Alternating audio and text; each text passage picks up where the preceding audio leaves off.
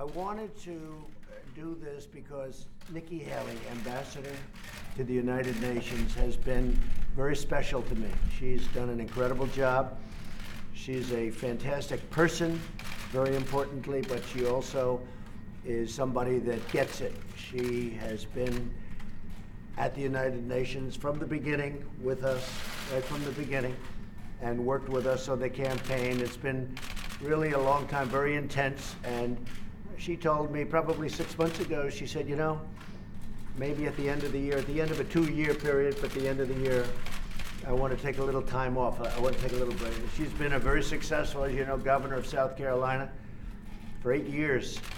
And then she did this, and this is possibly even more intense with what's going on in the world, and very dangerous and a lot of things.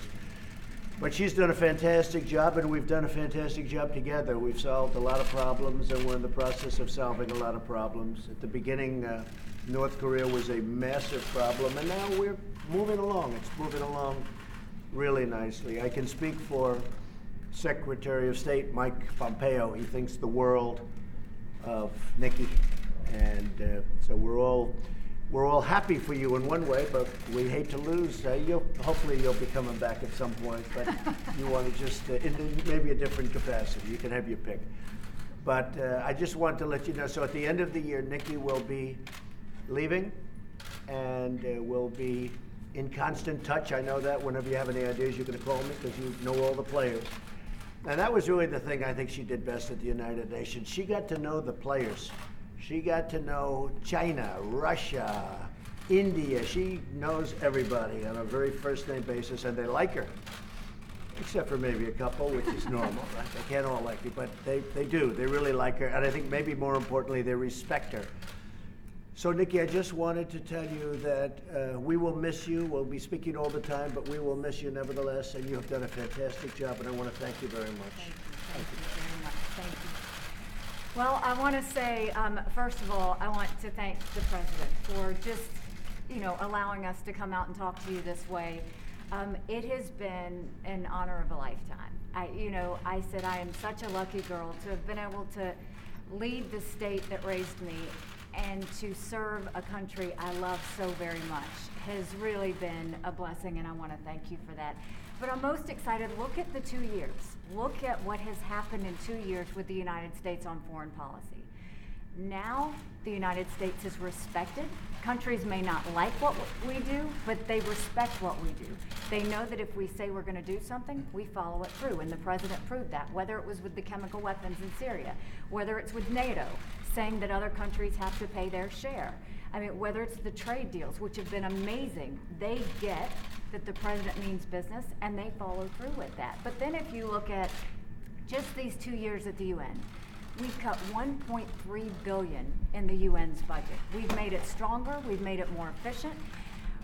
South Sudan, we got an arms embargo, which was a long time coming. 3 North Korean sanctions packages, which were the largest in a generation, done in a way that we could really work towards denuclearizing North Korea. The Iran deal, bringing attention to the world that every country needs to understand you can't overlook all of the bad things they're doing. You have to see them for the threat that they are. I think you look at the anti-Israel bias and the strength and courage that the President showed in moving the embassy and showing the rest of the world, we will put our embassy where we want to put our embassy. All of those things have made a huge difference in the U.S. standing, but I can tell you that the U.S. is strong again, and the U.S. is strong in a way that should make all Americans very proud. And I do want to say that it's not just the President I want to thank. The family in general, the First Lady has been nothing but very, very kind to me. I can't say enough good things about Jared and Ivanka. Jared is such a hidden genius that no one understands. I mean, to redo the NAFTA deal the way he did, what I've done working with him on the Middle East peace plan, it is so unbelievably well done. And Ivanka's been just a great friend, and they do a lot of things behind the scenes that I wish more people knew about, because we're a better country because they're in this administration. I also just have to say, certainly thank you to my family. Michael is a saint, and my 2 little ones, I adore them. and to Team USUN. You know, they sacrificed a lot. They put a lot of time and energy into it, but they have a lot of heart and really wanted to make America proud. And so with that, I'm not leaving until the end of the year. My goal is that we make sure that everything is in good place and for the next ambassador to come in. But it's a great day in the United States, and I'm proud to have been part of the team. Now, I don't have anything set on where I'm going to go. I think that the main thing was I was governor for 6 years, and we dealt with a hurricane, a 1,000-year flood, a church shooting, a school shooting. There was a lot, and then to come in and do 2 years of Russia and Iran and North Korea, it's been 8 years of intense time, and I'm a believer in term limits. I think you have to be selfless enough to know when you step aside and allow someone else to do the job. So thank you, Mr. President. It's been an honor of a lifetime. And I will say this, for all of you that are going to ask about 2020, no, I'm not running for 2020. I can promise you what I'll be doing is campaigning for this one. So I look forward to supporting the president in the next election. That's so good. Thank you, Nikki. Ambassador Haley, you listed off a long list of accomplishments. Why would you want to leave that all behind? Is it really a personal decision because you've been away from your family for so long, or is there something else too? My family is very supportive, so no, there's no personal reasons. I think that it's just very important for government officials to understand when it's time to step aside. And I have given everything I've got these last 8 years, and I do think that sometimes it's good to rotate in other people who can put that same energy and power into it. So there really is, a lot of people are going to want to say there's a lot of reasons why I'm leaving. The truth is, I want to make sure that this administration, the president, has the strongest person to fight. It was a blessing to go into the UN with body armor every day and defend America.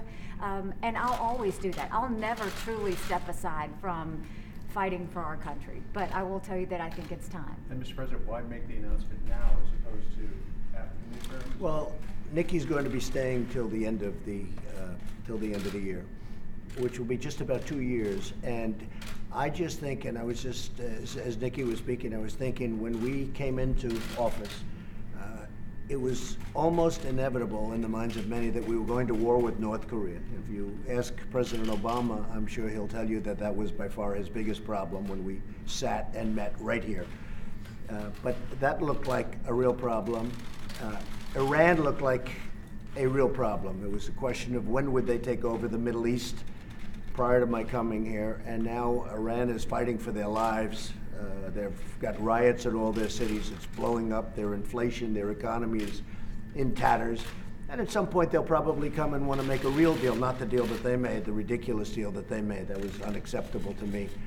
And so we'll see what happens. But what a difference between Iran when we first came, I'd like to say the day before we came, and also if you look at North Korea, I mean, there was a deal that there was something that was it was a devastating, potentially devastating problem, and now the relationships are very good. Secretary of State Mike Pompeo just left, had a great meeting, also was in China, also spoke to many of the Asian leaders or went there and had some good meetings, but had a really very good meeting with North Korea and Chairman Kim, and we've just made a lot of progress on so many other fronts also. And I think the world, as Nikki said, the world is really respecting the United States again, much more so than they have in many, many decades. We are respected again, that I can tell you, very much respected again. And people want to be on our side. Even if you look at the votes in the United Nations, I mean, votes that we would normally get no votes, we're getting very strong votes now. So I just want to thank Nikki, and I thought this would be an appropriate way of doing it, because when you write it out on a piece of paper that, you know, Ambassador Haley will be leaving, and you say nice things, people say, well, what's going on? This is the right way to do it. And when you really think somebody's done a terrific job, I felt this was an appropriate way of doing it, and we both liked it. So I just want to thank the ambassador. I just want to thank Nikki, okay?